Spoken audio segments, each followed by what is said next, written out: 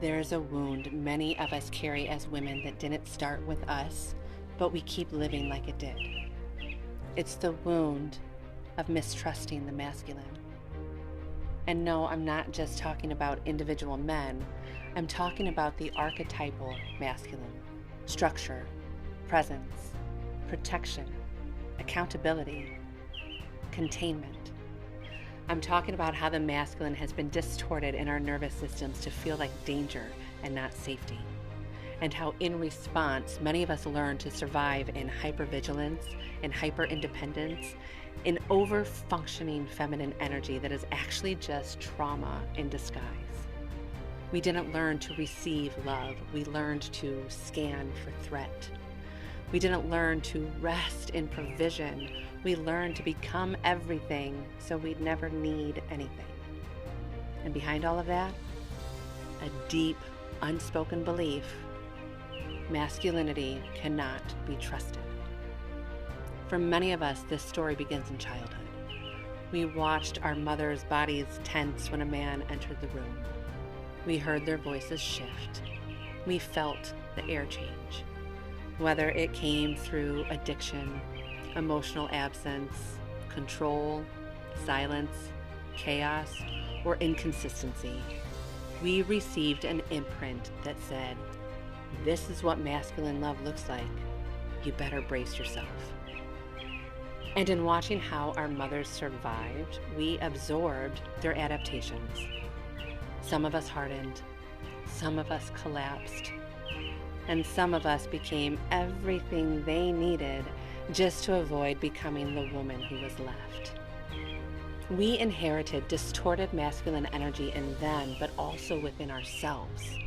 The inner critic, the overachiever, the perfectionist, the part of us that punishes softness and worships performance. That's not divine masculinity. That's the echo of the unhealed masculine we've carried like armor. And here's where it gets real. What we do not heal, we project.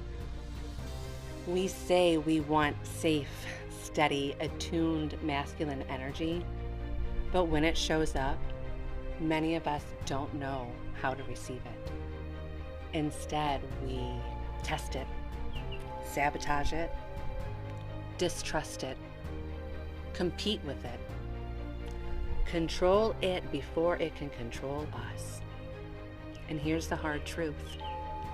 No man, no matter how good, can thrive under the weight of our projections.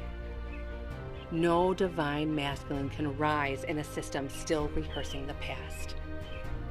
No conscious partnership can flourish in a nervous system addicted to survival. But we're not here to blame. We're here to break the pattern.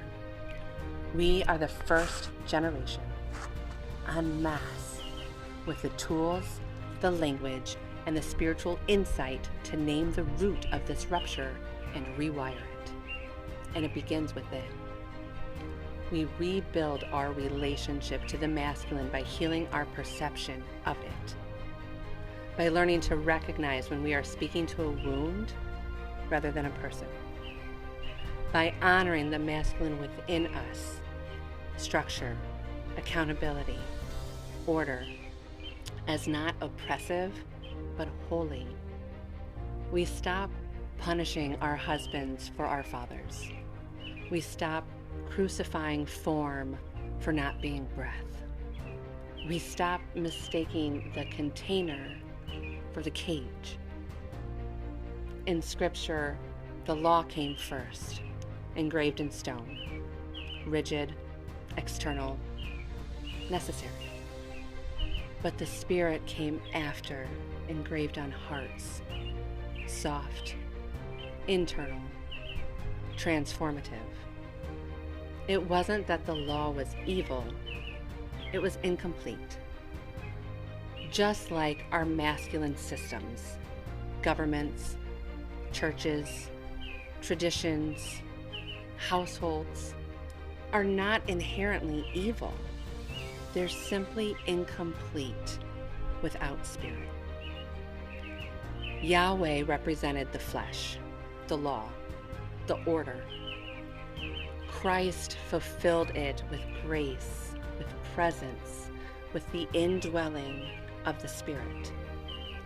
And that is our model. Not to throw away the masculine, but to redeem it through integration with the feminine breath of God. This is the work now. To reintroduce the masculine to our nervous systems as safe. To speak gently to the young girl in us who learned to brace instead of receive. To mother our sons without projecting our father's sins. To honor the masculine without fear, control, or codependency. This is not submission to domination. This is surrender to divine order. Not because we're weak, but because we're whole.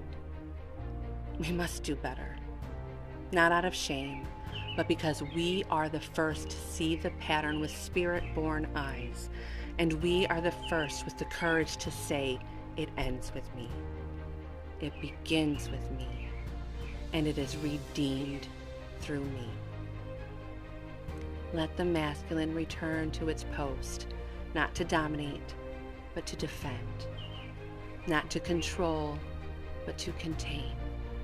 So our rivers can run free without flooding the field.